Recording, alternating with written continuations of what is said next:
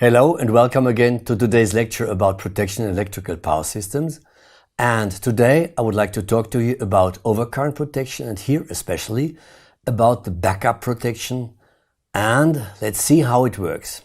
I recommend, by the way, before you continue, that you should have seen the video about overcurrent protection, selectivity and fault location. So in this previous chapter, we saw that when there is a fault at the end of this line, indicated by this red flash, that the current goes through all protection relays. All these relays will pick up, as is indicated in yellows, but now something will not work out properly.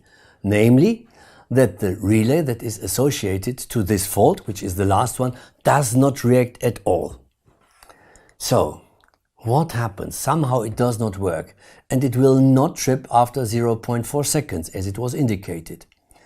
So then the time goes on, and a short time later, at 0.8 seconds, the next upstream relay will pick up and clear that fault. So now for the operation people in their control room, they get this impression: pick up, trip, and now the question is, what could this be? Let's compare this. This is a trip that has worked out properly. So we have a fault at the end of the line, the next relay picks up, trips out, that's okay.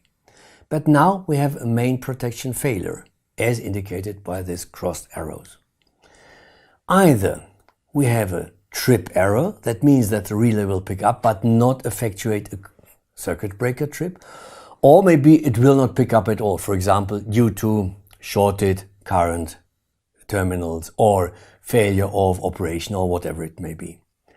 So now let's see, in case one, that the relay will pick up but not trip that circuit breaker, we have an indication like pick up, trip, pick up. So here we have the fault passage like go, go, go, go. So then we know that the fault has gone through the last relay, so the fault point must be behind the last relay, but the next upstream relay has tripped out for whatever reason, namely in this case a circuit breaker failure or tripping failure.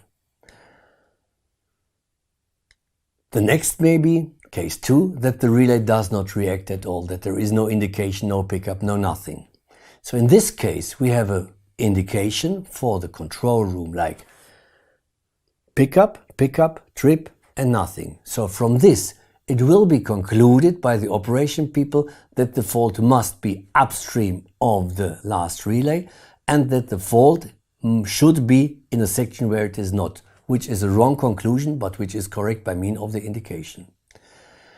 So, and this may unfortunately result later in operation of the network in trying to fix that fault in close on fault operations. So that means the fault point will be energized 2 times.